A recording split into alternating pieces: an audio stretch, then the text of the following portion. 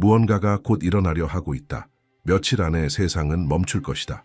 정부들은 이를 숨기려 하지만 긴장은 이미 국경을 넘어 퍼지고 있다.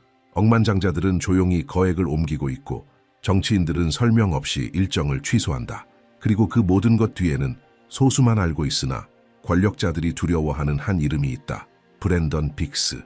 지난 50년 동안 그는 불가능해 보이는 예언들을 해왔고 그것들은 모두 현실이 되었다. 전쟁, 정권 붕괴, 자연재해, 금융 붕괴까지 단 한 번의 실수도 없었다. 그리고 이제 그는 새로운 경고를 내놓았다. 빅스에 따르면 세상은 하늘로부터 오는 하나의 신호를 목격하게 될 것이며 그 현상은 한 시대의 끝과 전혀 새로운 것의 시작을 알릴 것이다. 비공개 보고서가 각국 대사관과 정보기관 사이에서 돌기 시작했다. 그 안에는 군사적 움직임, 비밀 회동, 그리고 세 개의 아시아 강대국 사이에 암호화된 통신 정황이 담겨 있었다. 중국, 일본, 그리고 한국이 어떤 이유로 함께 움직이고 있었지만 그 진짜 목적은 여전히 베일에 쌓여 있다. 확실한 것은 이 모든 논의의 중심에 브랜던 빅스가 있다는 사실뿐이었다. 한 한국인 기자가 진실을 찾기 위해 나섰다. 그는 예언 뒤에 있는 남자를 만나기 위해 베이징으로 향했다. 도시는 짙은 안개에 뒤덮여 있었고 공기는 무겁게 내려앉아 마치 다가올 일을 예고하는 듯했다. 도착하자 그는 표식도 경비도 없는 오래된 건물로 안내되었다. 조용히 4층까지 올라가 어두운 나무문 앞에 섰다. 그 안에는 브랜던 빅스가 기다리고 있었다. 그는 지도, 오래된 문서, 여러 언어로 된 메모들로 덮인 책상 앞에 앉아 있었다.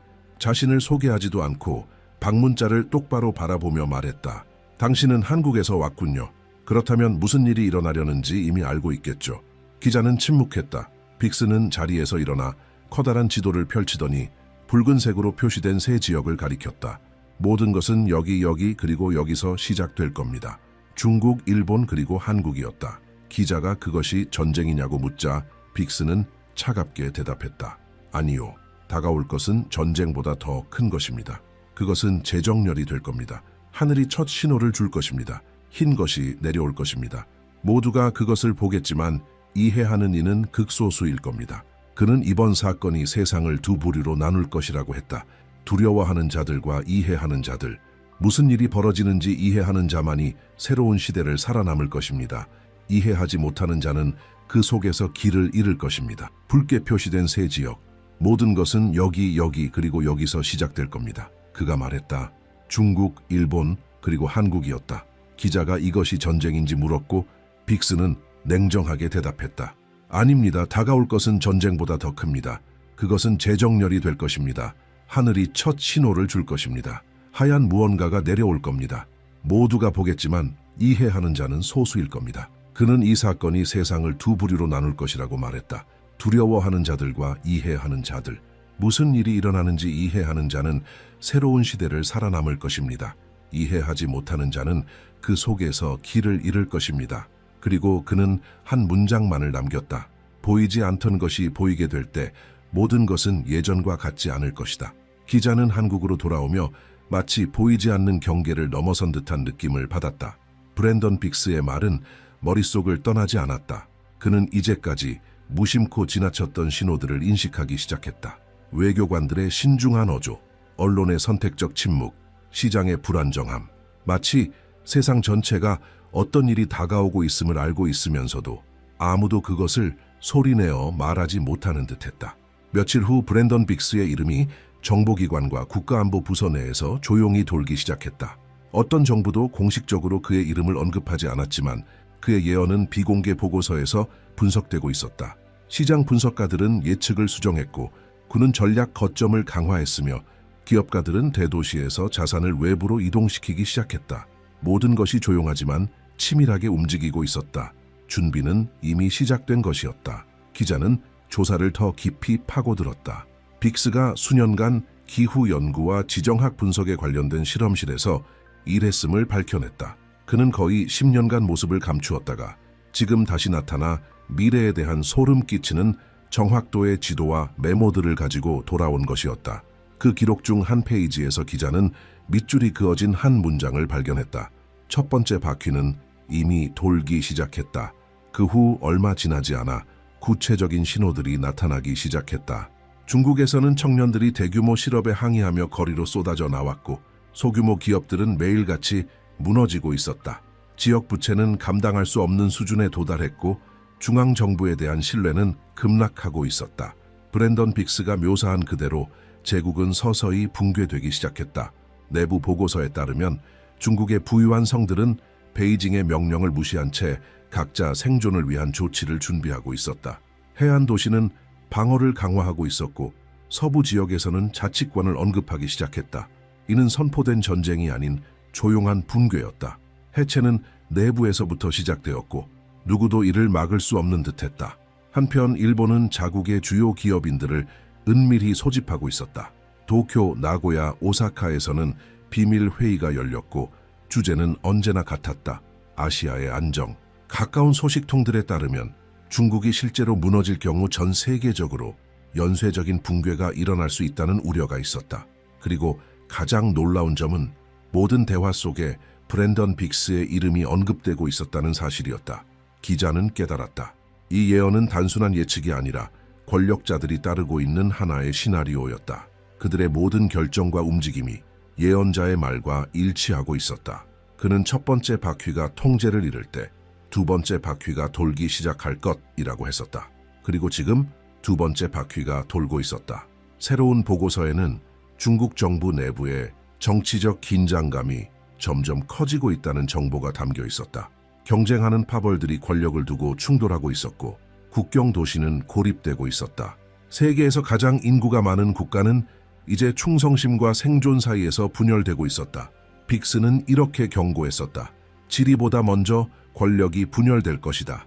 기자는 다시 그와 접촉을 시도했다. 돌아온 것은 송글씨로 짧게 적힌 한 문장이었다. 두 번째 움직임은 이미 시작되었다. 이제 서쪽을 보라. 그 의미는 분명했다. 다음 무대는 서방 세계, 곧 미국이었다.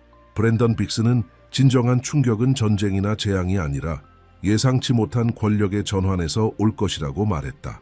그의 말에 따르면 새로운 지도자는 기존 정치 시스템 바깥에서 등장할 것이며 혁명가의 힘과 전략가의 지능을 갖춘 인물일 것이다. 그의 등장은 미국의 아시안의 입지를 바꾸고 전 세계의 균형을 재편할 것이라고 했다.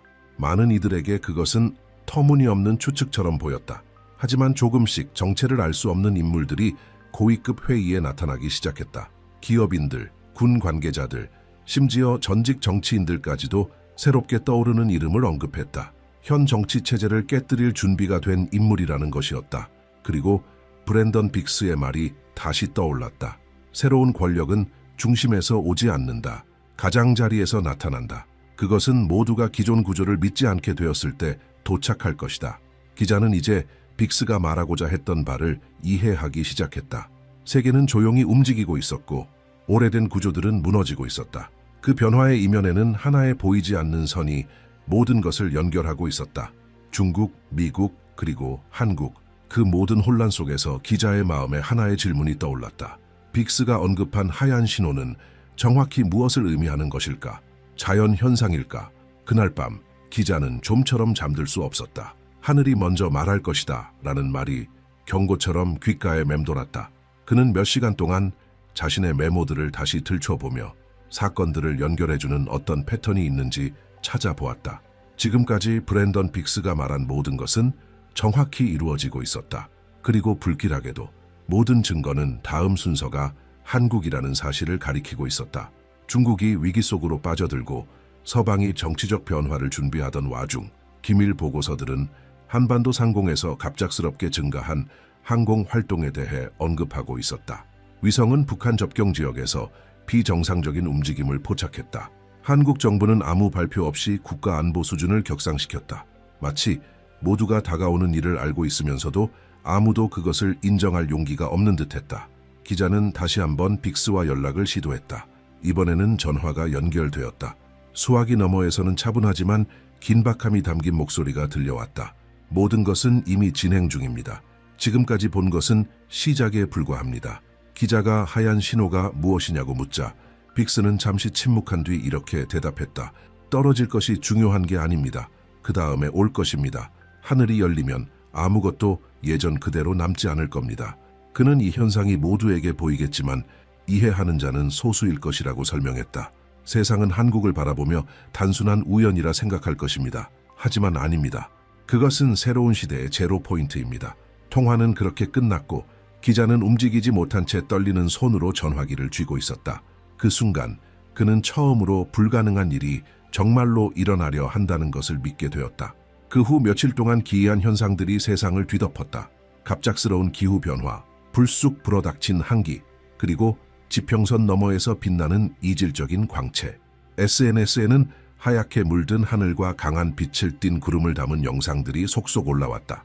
당국은 이를 대기 이상 현상이라 발표했지만 브랜던 빅스를 따라온 이들에게 그것은 바로 그 신호의 전조였다. 비공개로 진행된 한 방송에서 빅스는 소수의 기자들과 연구자들을 상대로 생중계로 발언했다. 그의 목소리는 차분하면서도 단호했다. 하늘이 하얗게 뒤덮일 때 답을 찾으려 위를 보지 마십시오. 안을 보십시오. 그 다음에 오는 것은 파괴가 아니라 계시입니다. 그는 더 이상 설명을 이어가지 않았고 단 한마디만 덧붙였다. 한국은 시험대에 오를 것입니다. 그들의 반응이 인류의 미래를 결정할 것입니다. 그 사이 남북한 간의 정치적 긴장감은 임계점에 도달하고 있었다. 내부 정보에 따르면 북한 내부에서는 군부와 당 간부들 사이의 갈등이 심화되고 있었다. 빅스는 이 또한 이미 예고했었다. 진정한 충돌은 외부가 아니라 내부로부터 시작될 것이며 조용히 시작해 결국은 붕괴로 이어질 것이라고. 며칠 후 국제기관들은 북한에서의 병력 이동, 탈영, 그리고 고위 지휘부 인사들의 실종에 관한 보고서를 공개했다. 국가는 끓어오르고 있었다. 기자는 자신이 예언의 두 번째 단계에 도달했음을 깨달았다. 빅스는 이 순간을 거울의 밤이라고 불렀다. 북한이 자신을 들여다보고 더 이상 자신의 얼굴을 알아보지 못하는 순간이었다. 그 시점부터 북한은 붕괴의 소용돌이에 빠져들었다. 내부 갈등이 폭발했고 서로 다른 파벌이 군사적 통제권을 두고 충돌했다. 중앙정부는 넓은 지역에서 통제력을 상실했고 혼란 속에서 국경선은 무너지기 시작했다. 수천 명이 남쪽으로 도망쳤다. 세계는 침묵 속에서 지켜보며 어떻게 반응해야 할지 몰랐다. 같은 날 서울 상공의 하늘이 색을 바꾸기 시작했다. 영상에는 수평선을 뒤덮는 흰 빛이 포착되었다. 이 현상은 몇 분간 지속되었지만 통신을 마비시키고 항공편을 중단시키며 부분적인 정전을 일으키기에 충분했다. 사람들은 거리로 나와 영상을 찍고 소리치고 기도했다. 아무도 그것이 무엇인지 몰랐지만 모두가 무언가 더 거대한 것이 시작되었다는 것을 느꼈다. 창문 밖을 바라보던 기자는 빅스의 말을 떠올렸다. 하늘에서 떨어지는 것이 아니라 그 다음에 오는 것이다. 그날 밤 그는 일기장에 이렇게 적었다. 흰 것이 왔다. 그리고 그와 함께 세상은 더 이상 예전과 같지 않다. 다음 날 아침 전 세계가 그 현상에 대해 이야기했다. 뉴스 방송들은 한국 상공의 흰 하늘을 보도했고 과학자들은 무슨 일이 있었는지 설명하려 했다. 어떤 이들은 대기 이상이라 불렀고 또 어떤 이들은 드문 화학 반응이라 했지만 어떤 이론도 설득력을 가지지 못했다. 사람들을 두렵게 만든 것은 그 동시성이었다. 그 현상은 북쪽 정권이 무너지기 시작한 정확한 순간에 발생했다. 브랜든 빅스에게 그것은 우연이 아니었다. 그가 예고했던 전환점이었다. 정부들이 정보를 통제하려 애쓰는 사이 개인 네트워크를 통해 메시지들이 퍼지기 시작했다. 빅스의 측근으로 추정되는 이들은 그가 이미 그 현상이 일어날 정확한 시간을 알고 있었지만 발표를 거부했다고 주장했다. 그는 그것을 인류의 집단적 선택이라고 부르며 개입하고 싶지 않다고 했다. 극소수에게 보낸 짧은 녹음에서 그는 이렇게 말했다. 흰 빛은 종말을 가져온 것이 아니다. 계시를 가져온 것이다. 이제 각 나라는 자기 내면에 품은 것을 드러낼 것이다. 그의 말은 사건이 전개될수록 더욱 힘을 얻었다. 북쪽에서는 분쟁이 혼란으로 바뀌었다. 군사 파벌들이 서로 싸우고 민간인들은 탈출하며 중앙정부는 사라졌다. 국경을 지키던 군대는 이제 서로에게 총부리를 겨누고 있었다. 그 나라는 세계의 카메라 앞에서 조각나고 있었다. 동시에 남쪽은 딜레마에 직면했다. 국경을 여는 것은 셀 수 없이 많은 난민을 받아들이는 것을 의미했고 닫는 것은 수천 명을 죽음으로 내모는 일이었다. 그것은 불가능한 선택이었다. 사회는 분열되었다. 정치인들은 논쟁했고 장군들은 망설였으며 시민들은 다음에 닥칠 일을 두려워하며 기다렸다. 브랜든 빅스가 침묵을 깨고 나타났다. 녹화된 인터뷰에서 그는 이 모든 것이 하나의 순환의 일부라고 말했다. 하늘이 흰빛으로 덮일 때 첫 번째 도미노가 쓰러질 것이다. 중국은 통제력을 잃고 북쪽은 무너질 것이며 서방은 얼굴을 바꿀 것이다. 그리고 한국은 세계의 방향을 결정하게 될 것이다. 그의 말투는 차분했고 감정이 없었다. 마치 예측을 하는 것이 아니라 이미 쓰여있는 글을 읽는 듯했다. 기자는 믿을 수 없다는 듯 점점 더 놀라며 뉴스를 지켜보았다. 모든 것이 빅스가 묘사한 대로 일어나고 있었다. 혼란 속에서 새로운 소문이 퍼지기 시작했다. 외교 소식통들은 서방 강대국들이 이미 비밀리에 모여 대응 방안을 논의하고 있다고 확인했다. 세계는 아시아의 붕괴가 새로운 권력 쟁탈전을 촉발할까 두려워하고 있었다. 그동안 서울 거리에는 두려움과 희망이 뒤섞인 분위기가 감돌았다. 사람들은 기도했고 울었고 어떤 이들은 그저 하늘을 바라보았다. 하늘은 여전히 희미한 흰빛을 띠고 있었다. 그것은 위협처럼 보이지 않았다. 오히려 하나의 상기처럼 느껴졌다. 기자는 노트에 이렇게 썼다. 어쩌면 그 신호는 겁주기 위해 온 것이 아니라 깨우기 위해 온 것인지도 모른다. 빅스는 새로운 메시지에서 흰빛이 세계 재정렬의 시작을 의미한다고 밝혔다. 두려움을 선택한 나라는 무너질 것이다. 명확함을 선택한 나라는 번영할 것이다. 그는 진짜 위험은 붕괴 자체가 아니라 사람들의 감정적 반응이라고 경고했다. 절망은 괴물을 만들고 평정은 미래를 만든다. 며칠 후 예상치 못한 일이 일어났다. 북쪽이 모든 방송을 중단한 것이다. 정부는 완전히 붕괴되었고 군대는 진지를 벌였으며 한 단체가 등장해 새로운 깃발 아래 국가를 재건하겠다고 선언했다. 세계는 외부의 총알 한 발 없이 전체 정권이 무너지는 장면을 지켜보았다. 그것은 내부의 붕괴였고 빅스가 예고했던 그대로였다. 국경에서는 군중들이 얼어붙은 강과 파괴된 다리를 건너고 있었다. 한국은 인도적 지원을 보냈지만 동시에 위기를 억제하기 위해 병력도 파견했다. 기자는 그 장면을 목격하고 이렇게 썼다. 하늘을 흰빛이 열었고 이제 땅도 열렸다. 북쪽이 무너지는 가운데 브랜든 빅스는 사라지기 전 마지막 메시지를 보냈다. 세 번째 움직임이 시작되었다. 다음 조각이 쓰러지면 세상은 이것이 우연이 아니었음을 알게 될 것이다. 변화는 이제 막 시작되었다. 그 후 며칠 동안 아시아 전체가 경계 태세에 들어갔다. 북쪽의 붕괴는 연쇄적인 반응을 일으켰다. 일본은 전략적 비상사태를 선포했고 중국은 일부 내륙 국경을 폐쇄했으며 미국은 태평양 동맹국들과 긴급 회의를 소집했다. 모두가 새로운 균형이 형성되고 있다는 것을 알고 있었지만 아무도 그것을 통제할 수 없었다.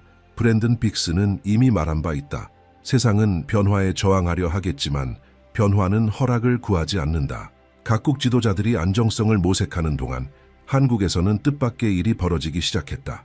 공포에 휩싸여 있어야 할 나라가 놀랍도록 침착한 모습을 보인 것이다. 사람들은 자발적으로 서로를 돕는 모임을 만들었고 이웃은 서로를 돌보았으며 두려움은 이상할 정도의 공동 목적의식으로 바뀌었다. 빅스의 말이 사람들의 행동 속에서 울려 퍼지는 듯했다. 반응이 운명을 결정한다. 그리고 한국의 반응은 바로 연대였다. 기자는 이 모든 것을 가까이에서 지켜보며 이 나라가 눈앞에서 변하고 있다는 것을 느꼈다. 국제 언론은 한국을 새로운 세계의 심장이라고 부르기 시작했다. 처음에는 미스터리로 여겨졌던 흰 하늘의 사건은 이제 각성의 상징으로 받아들여지고 있었다. 한국 정부는 전례 없는 정책을 발표했다. 북쪽과 평화적인 재건을 위한 대화를 시작하겠다는 것이다. 불가능해 보였던 일이 현실처럼 다가오고 있었다. 브랜든 빅스는 부활은 혁명이 아닌 융합에서 온다고 말한 바 있다. 그리고 지금 바로 그 일이 일어나고 있었다. 통일된 한국은 전통과 기술, 신앙과 이성, 과거와 미래가 만나는 지점이 되어가고 있었다. 다른 나라들이 여전히 설명을 찾고 있을 때 한국은 이미 행동을 시작한 것이다. 대학, 기업, 사회단체들이 하나가 되어 통합 프로젝트에 착수했고 재건은 더 이상 꿈이 아닌 실현 가능한 계획이 되어가고 있었다. 이 새로운 시대의 모습이 전 세계로 퍼지기 시작했다. 복구되는 거리들, 재회하는 가족들, 옛 분쟁 지역에 문을 연 학교들. 한국은 극복의 상징이자 균형의 상징이 되어갔다. 빅스에게서 마지막으로 전해졌다고 알려진 한 메시지에는 이렇게 쓰여 있었다. 세상이 가진 것을 지키려 싸우는 동안 그들은 새로운 것을 만들기로 선택했다. 통일과 함께 한국 경제는 놀라운 속도로 성장했다. 남북 간의 무역이 증가했고 아시아는 이제 한반도를 폐허해서 번영이 피어날 수 있다는 증거로 바라보았다. 기자는 마지막 기사를 쓰며 이렇게 적었다. 한국은 미래를 기다리지 않았다. 직접 만들었다. 그러나 브랜든 빅스에게 이 모든 것은 시작에 불과했다. 완전히 자취를 감추기 전 그는 마지막 영상을 남겼다. 어두운 방 단 하나의 조명만 있는 단순한 장면이었다. 한국에서 일어난 일은 예언의 끝이 아니라 새로운 문명의 시작이다. 세계는 또 다른 변화를 겪게 될 것이다. 이제는 차이가 있다. 모델이 생겼다. 길이 생겼다. 한국은 두려움을 극복할 수 있고 혼돈 속에서도 부활이 가능하다는 것을 보여주었다. 이 영상 이후 빅스는 다시는 모습을 드러내지 않았다. 그 어떤 기록도, 신호도, 추적도 남지 않았다. 그의 부재는 또 다른 미스터리가 되었지만 그가 예고한 변화의 결과는 명확히 눈앞에 펼쳐져 있었다. 아시아는 새로운 순환기에 접어들었고 그 중심에는 한국이 있었다. 기자는 자신의 일기를 마지막으로 마무리하며 이렇게 적었다. 브랜든 빅스는 붕괴를 예측했지만 그가 진짜로 예고한 것은 각성이었다. 그리고 세상은 이제 막 눈을 떴다. 몇 달이 지나자 세상은 완전히 달라져 있었다. 연쇄적인 붕괴로 시작된 일련의 사건들은 전 지구적 재편성으로 이어졌다. 한국은 새로운 시대의 중심으로 자리 잡았고 과거에 경쟁하던 강대국들은 이제 한국과의 협력을 원하게 되었다. 하늘을 덮었던 흰빛은 이제 희망과 부활의 상징이 되었다. 도시 곳곳의 벽화에는 브랜든 빅스의 말을 인용한 문구들이 그려졌고 한때 아무도 알지 못했던 그의 얼굴은 이제 전 세계가 알고 있는 새로운 시대의 예언자로 기억되었다. 그를 처음 인터뷰했던 기자는 전 세계 언론의 주목을 받기 시작했다. 그는 긴 인터뷰를 거부했지만 한 특별 방송에서 간단하고 명확한 발언을 남겼다. 그는 말했다. 브랜든 빅스는 예언자도 신비주의자도 아니었다. 그는 단지 세상이 보기를 거부한 진실을 이해한 사람이었다. 모든 문명은 어느 순간 변화하거나 사라지기를 선택해야 한다는 진실을. 그동안 전문가들은 어떻게 그의 예측이 그렇게 정확하게 들어맞았는지를 분석하려 했다. 중국의 분열, 북쪽의 붕괴, 미국의 새로운 정치 균형, 이 모든 것이 마치 보이지 않는 각본을 따르듯 순차적으로 일어났다. 그러나 빅스는 항상 그것이 운명이 아니라 선택이라고 강조했다. 그는 각 사회가 위기의 순간에 내리는 결정들로 스스로의 미래를 만들어 간다고 믿었다. 그에게 있어 한국은 그 선택의 완벽한 사례였다. 혼란 속에서 이 나라는 연대와 협력, 재건을 선택했다. 두려움에 굴복하지 않았고 재앙을 기회로 바꾸었다. 생존으로 시작된 그 여정은 이제 새로운 문명의 기반이 되었다. 하늘의 흰빛은, 기자는 말했다, 파괴의 신호가 아니라 인간성을 비추는 거울이었다. 우리 안에 아직 남아있는 순수함의 반영이었다. 2026년 세계는 더 이상 동쪽을 경제의 변방으로 보지 않았다. 이제 동쪽은 지혜와 재생의 중심이 되었다. 새로운 아시아 질서는 세 가지 기둥 위에 세워졌다. 협력, 기술, 인간성. 한국은 이 셋을 잇는 연결고리였다. 국제 프로젝트들이 서울로 이전되었고 연구센터, 기업본부, 정치협정들이 한반도를 기준으로 움직이기 시작했다. 이것이 바로 빅스가 말했던 균형의 문명이었다. 이 변화의 한가운데서 인터넷의 새로운 영상이 등장했다. 빅스가 사라지기 전 남긴 오래된 녹화였다. 그는 카메라를 응시하며 이렇게 말했다. 변화를 두려워하지 마십시오. 변화는 파괴하려 오는 것이 아니라 드러내려 오는 것입니다. 먼저 듣는 법을 배운 나라들이 내일을 이끌 것입니다. 한국은 이해했습니다. 이제 세계도 이해해야 합니다. 그의 이 말은 순식간에 퍼져나갔다. 각국의 사람들은 이 현상을 예언이 아닌 인류 전체에게 보내진 의식의 부름으로 받아들이기 시작했다. 기자는 마지막 방송을 마치며 한 문장을 남겼다. 그것은 곧 한 세대를 상징하는 말이 되었다. 브랜든 빅스는 사라졌지만 그의 메시지는 남았다. 진짜 예언은 하늘에 관한 것이 아니었다. 우리 자신에 관한 것이었다. 영상은 평범한 사람들이 수평선을 바라보는 장면으로 끝났다. 언젠가 흰빛으로 물들었던 바로 그 수평선이었다. 내레이터는 단호하면서도 차분한 목소리로 마무리했다. 어쩌면 인류 역사상 가장 위대한 기적은 미래를 예측한 것이 아니라 세상으로 하여금 미래를 바꿀 수 있다고 믿게 만든 것이라고. 그리고 지금 이 영상을 보고 있는 당신도 같은 선택을 마주한다. 당신은 브랜든 빅스의 예언이 단순한 우연이라 생각하는가? 아니면 인류의 방향을 이끄는 더 큰 무언가가 존재한다고 느끼는가? 당신의 생각을 나눠주세요. 당신의 목소리도 아직 쓰이고 있는 이 새로운 이야기의 일부입니다. 세상은 평화로워 보이지만 한국은 곧 이 평화가 절벽 앞에 정적일 뿐임을 깨닫게 될 것이다. 지난 몇 달 동안 기밀 정보들이 정부 고위층, 군, 대기업 사이에서 돌기 시작했다. 모두가 같은 시기를 말하고 있다. 12월 15일부터 22일 사이. 어떤 나라도 공식적으로는 인정하지 않지만 그 준비는 우연이라 보기에는 너무 분명하다. 거대한 무언가가 다가오고 있으며 모든 징후는 한반도를 가리킨다. 도시는 여전히 불빛으로 가득하지만 궁궐과 정부 청사 뒤편에서는 긴장이 흐르고 있다. 한국은 국경을 강화하고 있고 북한은 완전한 침묵을 유지하고 있다. 중국은 공개적인 설명 없이 황해 근처에 병력을 이동시키고 있다. 그러나 진정한 불안의 진원지는 서울도 베이징도 아니다. 바로 일본 도쿄다. 그곳에는 어떤 정부와도 접촉을 거부하는 신비에 쌓인 여성이 있다. 그녀의 이름은 신디 제이컵스다. 수십 년간 단 한 번도 빗나간 적 없는 예언으로 유명한 미국인 예언자 신디 제이컵스는 호의도 없이 도쿄에 도착해 작은 호텔에 머물고 이후 행방이 묘연해졌다. 지금까지 어느 기자도 그녀에게 접근하지 못했다. 지금 이 순간까지는. 그들 중에는 신디가 새로운 예언을 했다는 소문을 듣고 급히 도쿄로 향한 한국인 기자가 있었다. 예언은 짧지만 충격적이었다. 12월 15일부터 22일 사이 은빛 빗줄기가 한국에 내려오고 아시아 전체의 운명이 영원히 바뀔 것이다. 기자가 호텔에 도착했을 때 이미 그곳은 언론 차량과 카메라, 사설, 경호원들로 둘러싸여 있었다. 아무도 들어갈 수 없었다. 그럼에도 그는 기다렸다. 몇 시간 후 신디 제이컵스가 회색 외투를 입은 채 말없이 모습을 드러냈다. 그녀는 천천히 그러나 단호하게 걸었다. 그녀를 본 기자는 다가가 이름을 외쳤다. 그녀는 멈춰서서 그를 바라보며 단 한마디만 했다. 당신은 모든 것이 시작될 곳에서 왔군요. 그녀의 목소리는 차분했지만 말 한마디 한마디가 무게감 있게 느껴졌다. 기자는 더 묻고자 했지만 신디는 그의 가슴에 손을 얹고 이렇게 말했다. 하늘이 열릴 것이며 그 빛은 파괴가 아닌 계시가 될 것입니다. 그가 대답하기도 전에 2명의 경호원이 그녀를 데리고 자리를 떴다.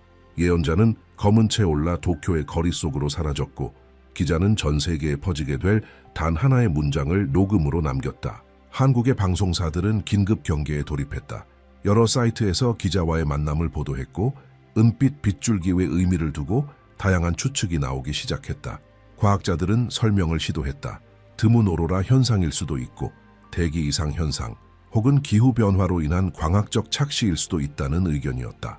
하지만 한국의 종교 지도자들의 생각은 달랐다.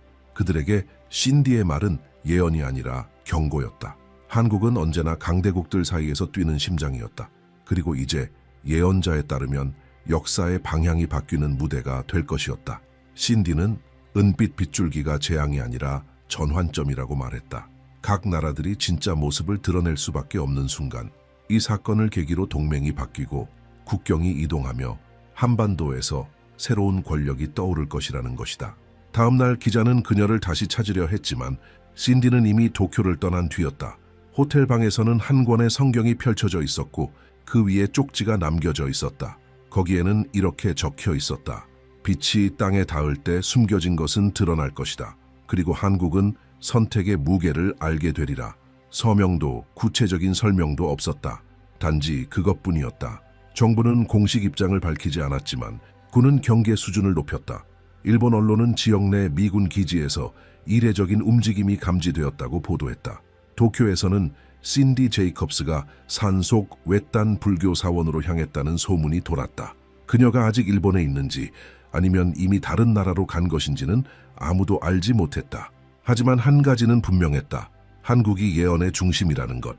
모든 정황은 이 현상이 단지 지역적인 사건이 아니라 훨씬 더 거대한 일의 진원지임을 암시하고 있었다. 국제 분석가들은 연결고리를 추적하기 시작했다. 일부는 은빛 빗줄기라는 단어를 동아시아의 고대 예언서들과 연관지었다. 그 문서들에서 은은 계시를, 하늘은 심판을 상징했다. 다른 이들은 이것이 지금껏 관측된 적 없는 대기광 현상을 가리키는 것이라고 해석했다. 한편 도쿄에서 신디를 만났던 기자는 말로 표현할 수 없는 감정을 안고 서울로 돌아왔다. TV 카메라들은 어디를 가든 그를 따라다녔다. 그는 인터뷰마다 그녀의 말을 반복했지만 들을수록 그 의미는 점점 더 알 수 없게 느껴졌다. 은빛 빗줄기가 한국에 내려오리라. 숨겨진 것이 드러나리라. 그 문장은 매일처럼 의미가 바뀌는 여러 겹의 상징처럼 다가왔다. 징조는 미묘하게 시작됐다. 동해 위 하늘이 해질 무렵 금속성 색으로 물들기 시작했고 레이더는 설명할 수 없는 자기장 왜곡을 감지했다. 해안 마을의 주민들은 하늘 위에서 들려오는 깊고 몸을 울리는 진동 같은 소리를 들었다고 증언했다. 당국은 대기 간섭 현상이라며 해명했지만 독립과학자들은 단언했다. 그것은 자연적인 현상이 아니었다. 사찰에서는 스님들이 쉬지 않고 기도했고 교회에서는 목사들이 회개와 영적 준비를 설교했다. SNS에서는 온 한국이 같은 주제를 두고 열띤 토론을 벌였다. 은빛 빗줄기. 이 현상은 이제 피할 수 없는 현실처럼 받아들여지고 있었다. 어떤 이들은 그것을 축복이라 여겼고 다른 이들은 거대한 붕괴의 전조로 여겼다. 그때 뜻밖의 일이 일어났다. 2015년에 촬영되었지만 잊혀졌던 신디 제이컵스의 옛 영상이 인터넷에 다시 떠올랐다. 영상에서 그녀는 이렇게 말했다. 한국은 아시아의 파멸과 부흥 사이에 존재하는 균형점입니다. 세상이 북쪽을 이룰 때 남쪽에서 하나의 불꽃이 타올라 민족들을 새 시대를 향해 인도할 것입니다. 그 말들은 새로운 의미를 갖게 되었고 마치 모든 것이 훨씬 오래전부터 계획되어 있었던 것처럼 느껴졌다. 기자는 독자적으로 조사를 시작했다. 그는 신디가 도쿄를 떠나기 며칠 전 일본의 오래된 동양 예언자 조직의 본부를 방문했다는 사실을 밝혀냈다. 이 조직은 1000년이 넘은 고문서들을 보관하고 있었는데 그 중에는 은빛 섬광에 대한 언급이 있었다. 그것은 계시의 시대가 시작될 징조이며 모든 나라가 가면을 벗는 시기를 의미했다.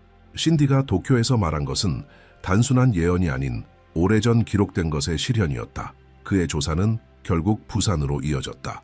그곳에서 은퇴한 노라우 천문학자를 만났다. 노인은 1950년 한국전쟁이 시작된 직후 관측된 한 광현상에 대해 기록을 보여주었다. 은빛 빗줄기가 밤하늘을 가로질러 3분간 이어졌고 북쪽 하늘에서 사라졌다는 것이었다. 극소수만이 그것을 보았고 말을 꺼낸 이들은 모두 미친 사람 취급을 받았다. 그리고 이제 75년이 지나 모든 것이 다시 시작되고 있었다. 긴장감은 날이 갈수록 고조되었다. 주변 국가들은 국경을 강화했고 미국은 일부 함대를 태평양으로 이동시켰다. 일본은 해안 지역의 주민들을 대피시키기 시작했다. 그리고 한국에서는 대통령이 모든 공개 일정을 전면 취소했다. 국민들은 무언가가 곧 무너질 것 같은 예감을 느꼈지만 그것이 무엇인지는 아무도 알지 못했다. 어느 밤 신디 제이컵스의 새로운 메시지가 방송되었다. 그녀는 더 이상 일본에 없었다. 어디서 말을 전하는지도 알려지지 않았다. 그 녹음은 짧고 차가웠다. 한국은 열쇠입니다. 은빛 빗줄기는 파괴가 아닙니다. 그것은 심판입니다. 순수한 것은 버틸 것이고 거짓된 것은 무너질 것입니다. 그 말을 끝으로 방송은 끊겼다. 충격은 즉각적이었다. 거리의 분위기는 무거워졌다. 사람들은 이유도 모른 채 울었고 또 어떤 이들은 웃으며 두려움을 감추려 했다. 온 나라가 스스로를 돌아보기 시작했다. TV 프로그램들은 오락을 중단하고 신앙, 도덕, 운명에 대한 토론으로 편성을 바꾸었다. 마치 사회 전체가 억지로 거울 앞에 서게 된 듯한 느낌이었다. 군대 내부에서는 더욱 기이한 일이 벌어지고 있었다. 고위 장교들은 서로 상반된 지시를 받기 시작했다. 남부 기지에는 최고 수준의 경계태세가 내려졌지만 북부는 여전히 완전한 침묵을 유지하고 있었다. 사람들 사이에서는 정부가 대중에게 알리지 않고 무언가를 준비 중이라는 불신이 커져갔다. 진실에 집착하게 된 기자는 결국 직접 국경으로 향하기로 결심했다. 가는 길에 그는 기도 중인 시민들을 마주쳤다. 남녀노소가 인도에 무릎 꿇고 보호를 구하고 있었다. 두려움은 믿음으로 바뀌고 있었다. 그는 깨달았다. 신디 제이컵스는 단순히 종교나 정치에 불을 지른 것이 아니었다. 그녀는 한 국가를 정의하는 본질, 즉 모든 것을 잃는 것에 대한 두려움과 다시 시작할 수 있다는 희망을 건드린 것이었다. 한국은 침묵 속에 있었지만 세계는 이미 움직이고 있었다. 거대한 무언가가 곧 일어날 것이며 그 징후들은 무시하기엔 너무 분명했다. 미국, 중국, 일본, 좀처럼 같은 입장을 취하지 않는 새 강대국이 이제 동일한 두려움으로 연결되어 있었다. 그것은 신디 제이컵스가 예언한 그 무엇이었다. 어떤 나라도 공개적으로는 인정하지 않았지만 모두 알고 있었다. 예언자의 메시지가 퍼진 이후 비밀 장소들에서 긴급 회의들이 이어지고 있었다. 워싱턴에서는 도널드 트럼프가 다시 태평양의 균형을 지켜야 한다는 연설을 시작했다. 실질적으로는 항공모함을 동해로 재배치한다는 의미였다. 펜타곤은 이를 예방적 조치라고 불렀고 베이징은 도발로 간주했으며 도쿄는 필요하다고 보았다.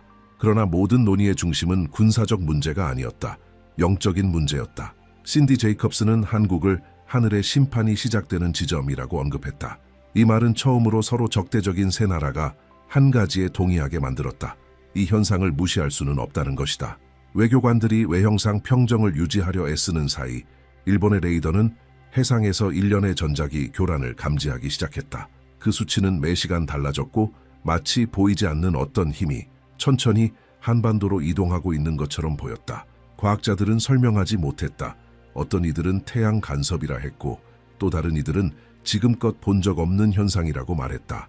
신디를 만난 후 밤잠을 이루지 못하던 한국인 기자는 미국 소식통으로부터 기밀 정보를 받았다. 군사위성이 태평양 상공에서 일종의 광펄스를 감지했다는 것이다. 그 빛은 1초도 되지 않을 만큼 짧았지만 강렬했다. 보고서에 따르면 그 빛은 금속성 색조를 띠었으며 수는처럼 반사되었다. 분석가들을 가장 놀라게 한 부분은 방향이었다. 빛의 반사 방향이 동쪽에서 시작되어 한반도를 정확히 가리키고 있었다. 그 무렵 베이징에서는 긴급 정상회담이 열렸다. 중국 정부는 수십 년 만에 처음으로 도쿄, 워싱턴과 정보를 공유하고 있었다. 기밀 문서들이 은밀히 교환되었다. 대중에게는 철저히 비밀로 붙여야 한다는 명령이 내려졌지만 각국 대사관 내에서는 이미 소문이 퍼지고 있었다. 세계 3대 강국이 이해하지 못하는 어떤 것에 의해 처음으로 연합하고 있었던 것이다. 신디 제이컵스는 다시 사라졌다. 그녀의 침묵은 이제 때가 가까이 왔다는 신호로 해석되기 시작했다. 한국은 전 세계 전략 분석의 중심이 되었다. 기밀 지도 속에서 한국은 더 이상 단순한 국가가 아니었다. 에너지, 정치, 운명의 교차점이었다. 기자는 서울과 부산을 오가며 평범한 사람들의 증언을 모았다. 누군가는 하늘에서 금속성 윙윙거리는 소리를 들었다고 했고 또 다른 이들은 북쪽 산맥 위로 은빛 섬광이 떠오르는 똑같은 꿈을 꾸었다고 말했다. 하나의 패턴이 있었다. 모두가 같은 날짜를 언급했다. 12월 15일부터 22일 사이 무언가가 일어날 것이었다. 도쿄에서는 미국 군사력의 증강이 비공식적으로 확인되었다. 정찰용 잠수함들이 한국 해안 근처를 자주 순회하기 시작했다. 그러나 물밑에서는 일본 당국이 백악관에 자제를 요청하고 있었다. 그들은 두려웠다. 현상이 나타나기 전 섣부른 군사적 움직임 하나가 실제 전쟁으로 이어질 수 있다는 것을. 긴장감은 사회 전 계층으로 퍼져나갔다. 아시아 경제는 요동치기 시작했고 증시는 두려움에 반응했다. 국제 투자자들은 에너지 불안정성을 언급했지만 진실을 아는 이들은 그것이 석유도 전쟁도 아님을 알고 있었다. 그것은 돈으로 통제할 수 없는 무엇에 관한 것이었다. 맑은 하늘의 어느 밤 기자는 암호화된 메시지를 받았다. 녹음이었다. 그녀의 목소리였다. 신디 제이컵스. 똑같은 침착함, 똑같은 직설적인 어조. 한국은 관찰받고 있습니다. 정렬이 시작되었습니다. 세 강대국이 같은 하늘을 감시하고 있지만 그 누구도 쓰여진 것을 바꿀 수는 없습니다. 은빛 빗줄기가 수평선에 닿을 때 심판은 정치적인 것이 아닐 것입니다. 그것은 인간의 것입니다.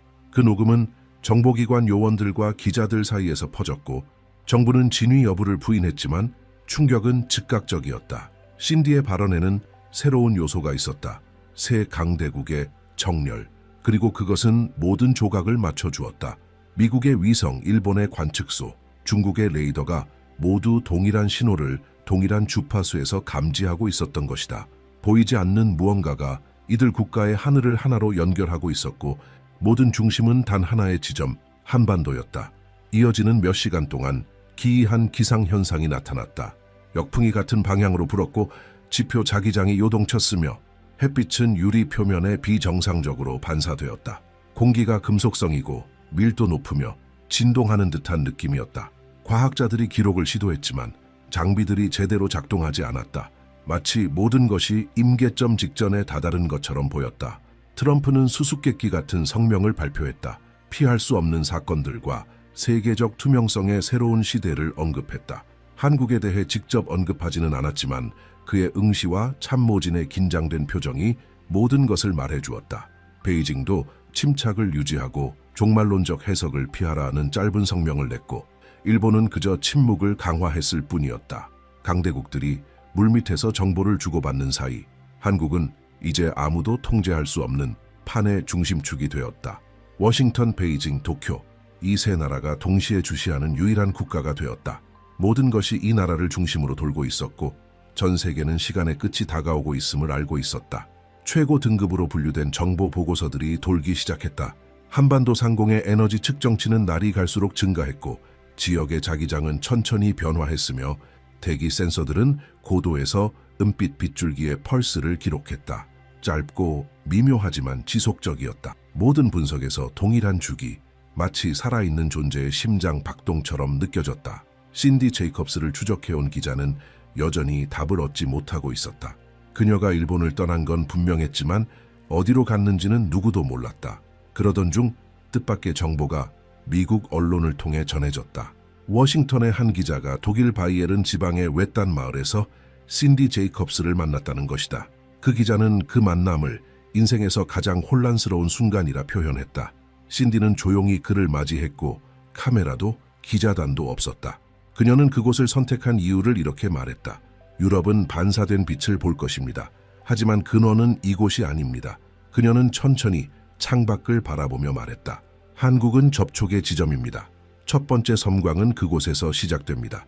그리고 그 순간 지구 위 누구도 그 부름을 듣지 못했다고 말할 수 없을 것입니다. 기자가 은빛 빗줄기의 의미를 묻자 신디는 주저없이 대답했다. 그것은 나눔입니다. 나라 간의 분열이 아니라 의식 간의 분열. 하늘은 진실 속에 사는 자와 거짓 속에 사는 자를 드러낼 것입니다. 어떤 가면도 남지 않을 겁니다. 그녀는 일어나 오래된 지도가 걸린 벽 쪽으로 걸어가 한반도를 손가락으로 가리켰다. 모든 것은 그곳에서 시작됩니다. 동양과 서양이 영적으로 교차하는 유일한 장소. 그래서 심판이 그곳에서 시작되는 것입니다. 그 말은 녹음되었지만 전체 내용은 한 번도 공개되지 않았다. 유출된 일부 내용만으로도 전 세계는 불길에 휩싸였다. 그녀의 목소리는 고요했지만 그 메시지는 공포 그 자체였다. 사람들은 이것을 확인으로 받아들였다. 예언은 살아있고 시계는 멈추지 않고 있다는 사실을. 마쿠에서는 절망이 교묘히 감춰진 채 퍼지고 있었다.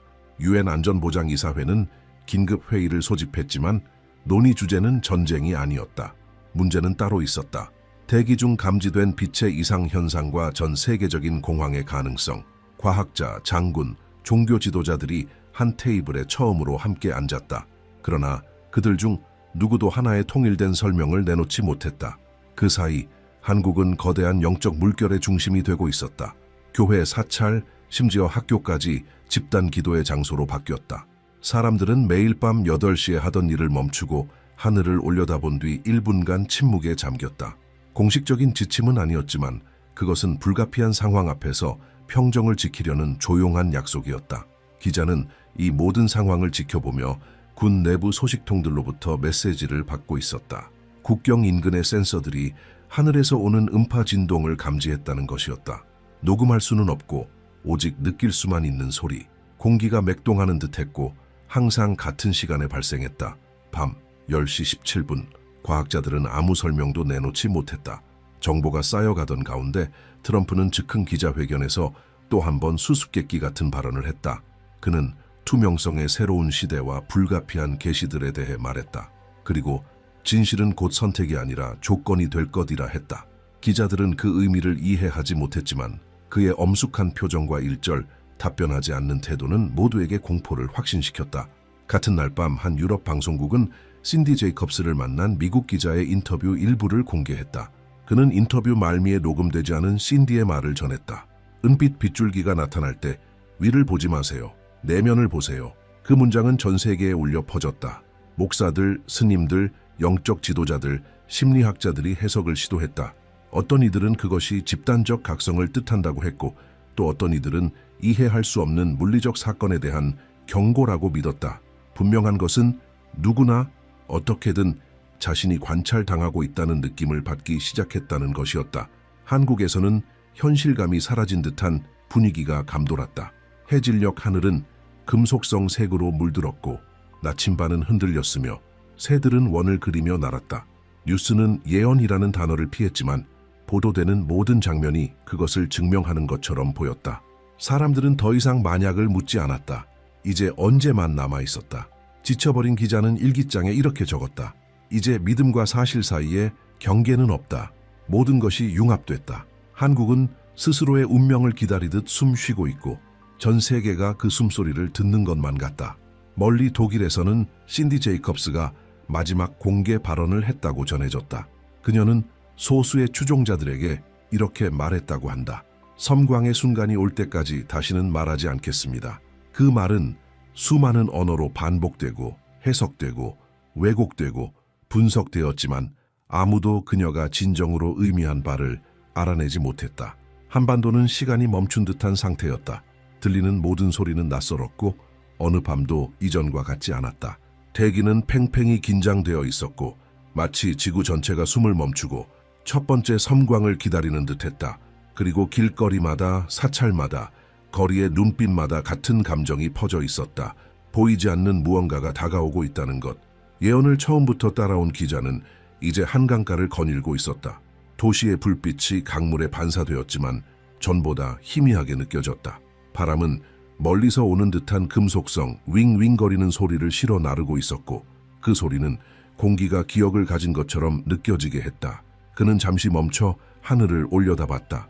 아무것도 없었다. 그러나 그는 느꼈다. 신디 제이컵스가 사라지기 전 묘사했던 그와 똑같은 냉기, 무게감이 공기 속에 있었다.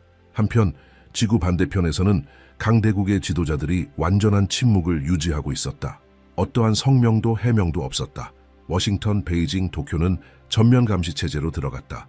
위성은 24시간 데이터를 송신하고 있었고 분석가들은 누구도 해석할 수 없는 숫자들로 가득한 화면을 바라보고 있었다. 은빛 빗줄기는 아직 나타나지 않았지만 그것은 이미 존재했다. 물리적 현상이 아니라 점점 강해지고 있는 존재감으로. 그리고 마치 의식이 있는 것처럼 모든 것을 지켜보고 있었다. 뉴스에서는 전문가들이 이성적인 척 하려 애썼다. 입자, 대기 현상, 정정이, 에너지에 대해 설명했다. 하지만 대중은 이제 기술적인 해명을 믿지 않았다. 그들이 느끼는 것은 전혀 달랐다.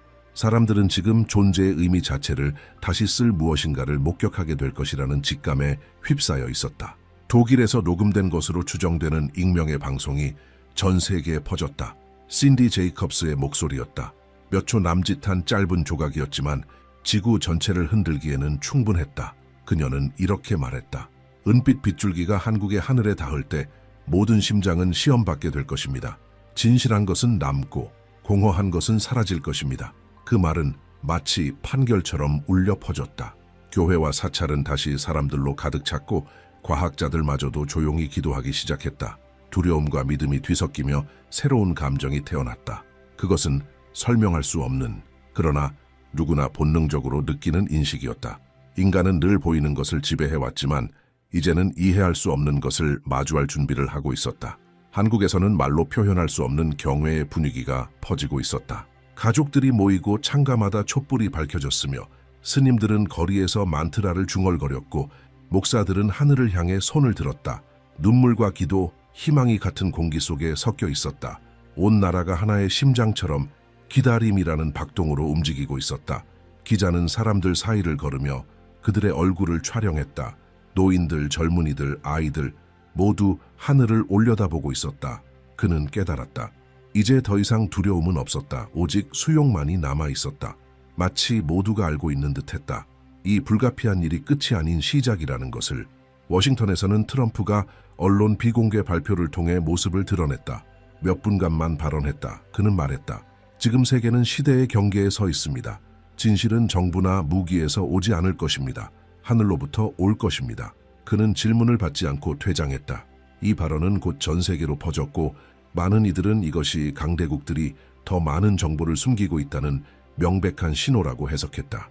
얼마 지나지 않아 기밀 보고서 하나가 유출되었다. 군사 센서들이 바다 위에서 은빛 에너지 파동을 감지했으며 그것은 느리게 한반도를 향해 움직이고 있었다는 내용이었다. 어떤 레이더도 그것을 물질로 감지할 수 없었고 어떤 망원경도 포착할 수 없었다. 그것은 빛이었지만 물리적인 것이 아니었고 에너지였지만 측정 불가능했다. 그리고 그 움직임은 지구가 아닌 어딘가 다른 곳의 신호에 반응하는 듯했다. 독일 신디 제이컵스가 은둔해 있던 그곳에서 인근 주민들은 그날 밤 하늘이 희미하게 빛나는 것을 보았다고 전했다. 번쩍임은 없었다. 단지 차갑고 은은한 은빛의 반사가 몇 초간 하늘을 스쳤을 뿐이었다. 그 후로 그녀의 모습은 다시는 보이지 않았다.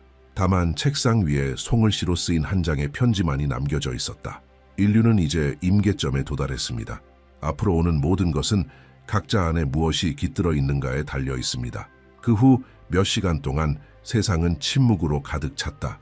지구 전체가 무언가를 기다리는 듯했다. 한국은 조용했고 공기는 정지된 듯했으며 바람은 사라졌다. 기자는 카메라를 들고 낮은 목소리로 말했다. 신디 제이콥스는 파괴를 예언하지 않았습니다. 그녀는 계시를 말했습니다. 그리고 우리는 지금 하늘이 정말로 무엇을 보여주려 하는지를 보게 될 순간에 서 있습니다. 화면은 흔들리고 있었고 수평선은 은빛으로 물들었으며 시간은 녹아내리는 듯했다. 아직 빛은 나타나지 않았다. 아직 대답도 없었다. 그러나 전 세계는 이미 무언가가 변해버렸음을 시작되기도 전에 직감하고 있었다. 이 장면은 방송을 통해 송출되었고 몇 분 만에 전 세계에 퍼져나갔다. 수천, 수만 명이 같은 말을 했다. 무언가를 느꼈어요. 영상도 없었고 섬광도 없었지만 하나의 집단적 감각이 존재했다. 마치 지구 전체가 동시에 숨을 내쉰 것처럼. 그리고 그때 침묵은 소리보다 더 깊어졌다. 수세기 만에 인류는 더 이상 아래를 보지 않았고 더 이상 화면을 들여다보지 않았다. 모두가 하늘을 올려다보았다. 그리고 그 순간 사람들은 머리로가 아닌 본능으로 기다림의 시간이 끝났음을 알았다. 하지만 그 다음에 무엇이 올지는 아무도 알지 못한다. 예언은 아직 완전히 실현되지 않았다. 은빛 빗줄기는 아직 하늘에 닿지 않았다. 그러나 그 징조는 이미 우리 곁에 있다. 더 이상 우연은 우연이 아니다. 운명은 이제 멀리 있지 않다. 바로 우리의 눈앞에서 숨을 쉬고 있다. 이 이야기를 들으며 무언가를 느꼈다면 외면하지 마십시오. 깊이 생각해 보세요. 당신은 무엇이 다가오고 있다고 믿습니까? 필요한 이들과 이 메시지를 나누세요. 하늘이 말하기 전에 깨어 있어야 할 이들에게 전해주세요. 왜냐하면 은빛 빗줄기가 마침내 한국의 하늘을 가를 때 그때는 질문하기에는 너무 늦겠지만 선택하기에는 아직 늦지 않을 것이기 때문입니다.